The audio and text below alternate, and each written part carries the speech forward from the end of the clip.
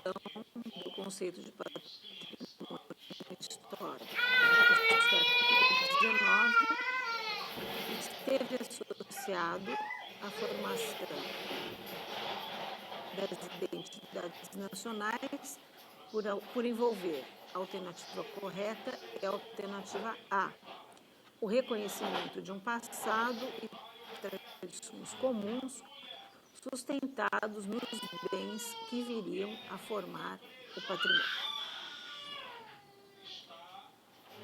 Então, continuando a conceituação, né, o entendimento do conceito de patrimônio cultural, no século XX, nós assistimos um momento semelhante até ao que deu origem à ideia de patrimônio histórico, que é um momento em que a memória parece que está ameaçada, em que a memória social se sente ameaçada.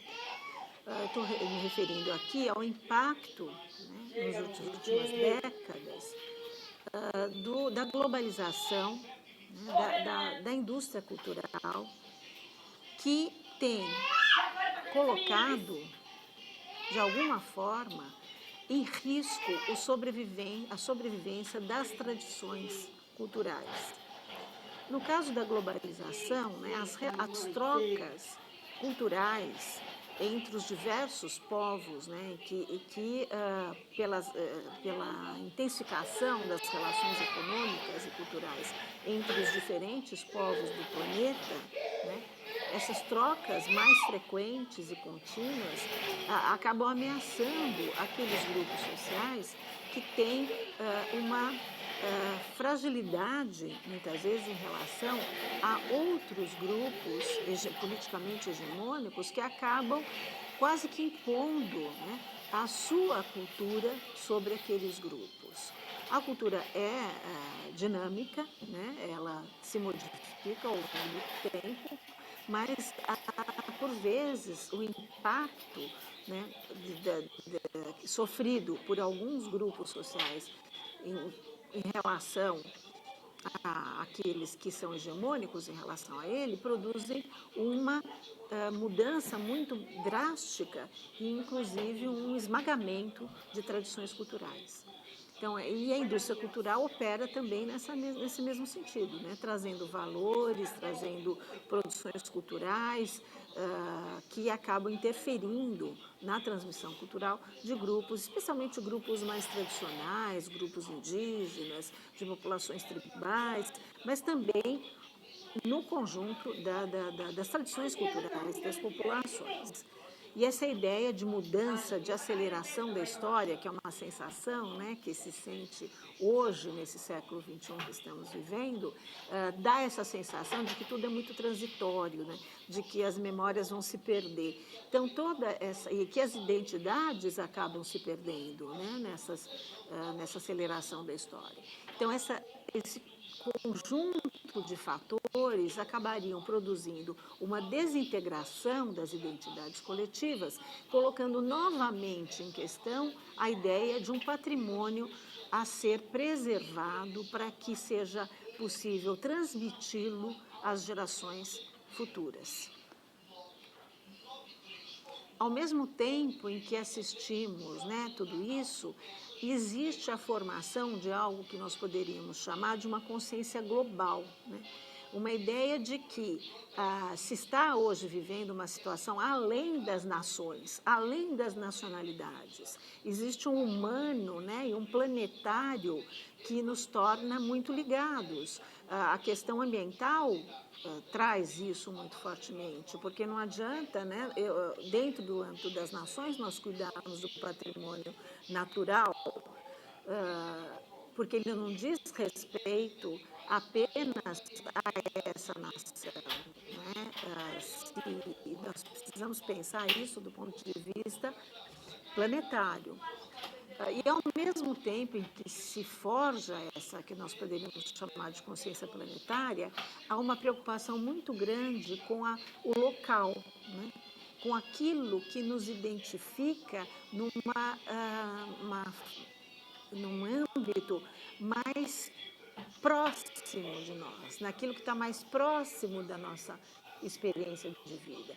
Então, essa, né, relação entre o planetário e o global e o local, ela também vai aparecer na ideia, no conceito de patrimônio cultural. Busca-se, então, na tradição e no local, apoio para um modo de vida em que impera a mudança, o instável, o volátil. Então, nós assistimos hoje um processo muito mais complexo de construção de identidades e que estão, né, relacionadas não só à identidade nacional, mas a gente tem hoje a consciência, né, de que essa identidade ela se forja numa conjugação de âmbitos globais, nacionais, regionais e locais. Então, tudo isso repercute no conceito de patrimônio cultural. Patrimônio de quem, né? Essa pergunta a gente faz principalmente quando nós pensamos naquele patrimônio, naquela ideia de patrimônio que herdamos do século XIX, em que o patrimônio era visto como pertencente à nação, algo que é muito abstrato, né? A ideia de povo, de nação, ela acaba sendo uma relação de pertencimento, mas que nem sempre dá conta da identificação possível de ser construída pelos indivíduos que estão expostos a essa noção. É como se todo brasileiro tivesse que dançar samba. É como se todo brasileiro se vestisse como uma baiana, né, que come acarajé, que são alguns estereótipos que ficam quando a gente pensa numa identidade nacional, porque é algo muito amplo e dissolvente das diferenças, das particularidades, das diversidades. Então, o movimento hoje do entendimento do patrimônio cultural tem muito mais a ver com ressaltar da diversidade cultural, das diferenças, daquilo que distingue os grupos, né, em experiências mais próximas. Então, nós vivemos hoje uma situação em que há uma busca de mecanismos de identificação mais próximas das vivências, experiências sociais do que aquelas fornecidas pelo nacional. Até porque, né, nessa trajetória, como até nós já apontamos, o patrimônio histórico nacional que se constituiu a partir das políticas de preservação empreendidas pelos estados, ele foi construído muito mais a partir de uma perspectiva elitista, né, valorizando bens culturais que tinham a ver com os grupos hegemônicos dentro das sociedades. Então, nós assistimos hoje novas angulações com relação ao conceito de patrimônio. Um reconhecimento da diversidade cultural, da história, da memória e da cultura dos diferentes grupos sociais. É importante lembrar que essa temática do patrimônio cultural, ela continua relacionada à questão das identidades, mas com novos recortes, sem perder completamente a referência do nacional. Assim, né, uma ideia de que somos todos brasileiros, mas somos todos brasileiros dentro de uma tradição cultural afrodescendente, nós somos todos brasileiros dentro de uma cultura indígena. Então, há outros mecanismos de pertencimento que vêm sendo buscados na defesa de um patrimônio cultural que dê conta dessa diversidade que compõe, na verdade, a população, né, de todos os países e aqui do Brasil também.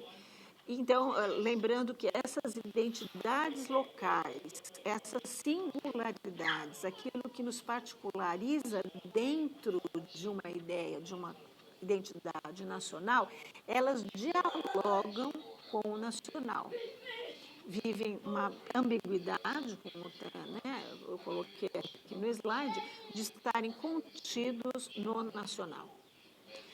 Mas o conceito hoje com que se trabalha nessa área, né, da preservação de patrimônio é esse conceito mais amplo, né, de patrimônio cultural, que engloba o histórico, que engloba o artístico, que engloba as paisagens naturais, que engloba né, um conceito que vem cada vez mais se sofisticando para dar conta dessa diversidade. A ideia, o conceito de cultura com que se trabalha pretende valorizar os modos de viver e os modos de fazer de acordo com um sistema de símbolos e de representações. Então, nós estamos falando aqui de práticas culturais que têm a ver, né, com as manifestações culturais visíveis, concretas, né, mas também com o simbólico, né? Esse conceito de cultura com que se trabalha nessa visão de patrimônio cultural é um conceito que valoriza muito as representações simbólicas, os sistemas de símbolos que permeiam todas as culturas. O bem patrimonial, então, que se busca na Constituição do Patrimônio Cultural hoje, tem a missão, né, ou ele vem a partir da busca de referências culturais e de continuidade histórica, abrigando, como já, né, anunciei, procurando abrigar, né, dentro do conceito, a diversidade cultural que, na verdade, é reconhecida, né, em todos os grupos sociais e nos povos, antes abrigados sobre a ideia de nacionalidade. Então, como eu já tinha falado, né, os bens culturais são reconhecidos a partir da investigação, do reconhecimento das práticas culturais, dos sistemas de símbolos e representações, e nisso o patrimônio cultural passa a abrigar um novo conceito de bem cultural, que é o conceito de bem intangível.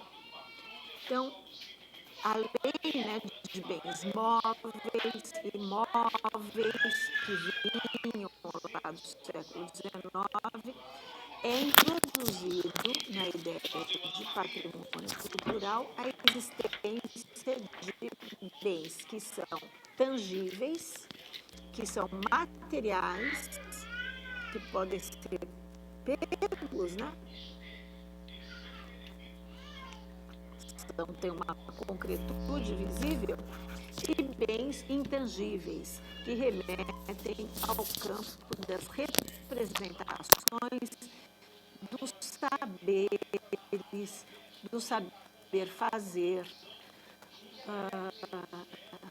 Então, dentro dessa ideia de bens intangíveis, na definição, bens materiais ou tangíveis seriam bens culturais físicos, objetos de arte, monumentos, sítios históricos,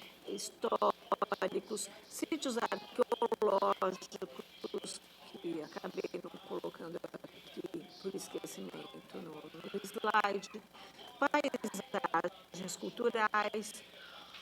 Então, são, né, componentes de um patrimônio cultural tangível, são bens tangíveis.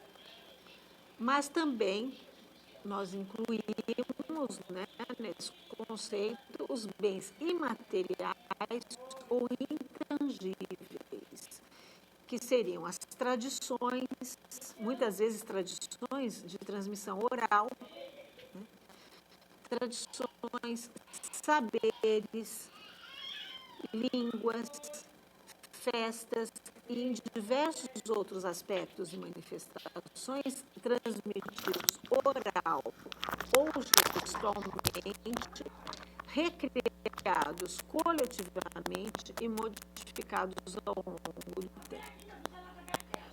Há quem, né, nessa divisão entre bens materiais ou tangíveis e bens imateriais ou intangíveis, questione se essa divisão é adequada na medida em que todos os bens, na verdade, eles tangíveis ou intangíveis, eles são bens culturais porque eles são atribuídas representações simbólicas. É isso que faz com que um bem cultural seja considerado como tal. É isso que ele é retirado, né, do conjunto dos bens comuns e ele é revestido de significados. Então, há esse questionamento, mas de qualquer maneira o que vigora é essa divisão entre intangíveis e intangíveis. No caso dos bens intangíveis, né, na medida que eles remetem ao transitório, ao fugaz, e eles são bens que eles só têm sentido se eles são mantidos vivos, eles são particularmente vulneráveis porque eles estão relacionados à manutenção do grupo social no qual ele se manifesta. Então, quando há um bem intangível, é preciso também garantir que o local da produção, local da transmissão, melhor dizendo, desse bem intangível também seja preservado. Então, a maneira de se preservar um bem intangível, então, vai repercutir nas políticas de preservação e nos instrumentos legais que vão garantir, né, buscar garantir a preservação desse patrimônio cultural. Então, nós poderíamos definir esse patrimônio imaterial, né, como já fizemos, com práticas e domínios da vida social que se manifestam em saberes, ofícios, modos de fazer. Ressaltei a importância, né, de garantir também os lugares onde eles são transmitidos, os mercados, as feiras, os santuários. E, para finalizar esse segmento, uma interatividade para você refletir a respeito de tudo isso. A temática do patrimônio agora, no século XXI, continua relacionada à questão das identidades, mas, alternativa A, com novos conteúdos, ainda que não tenha perdido completamente a referência ao pertencimento nacional. Alternativa B, as identidades locais ocuparam o lugar da identidade nacional. Alternativa C, a identificação está agora relacionada exclusivamente às questões planetárias. Alternativa D, nacional e internacional passaram a significar o mesmo. E alternativa E, as questões de gênero passaram a ser a fonte hegemônica de identificação social. Você tem um intervalo para pensar e voltamos com a alternativa correta.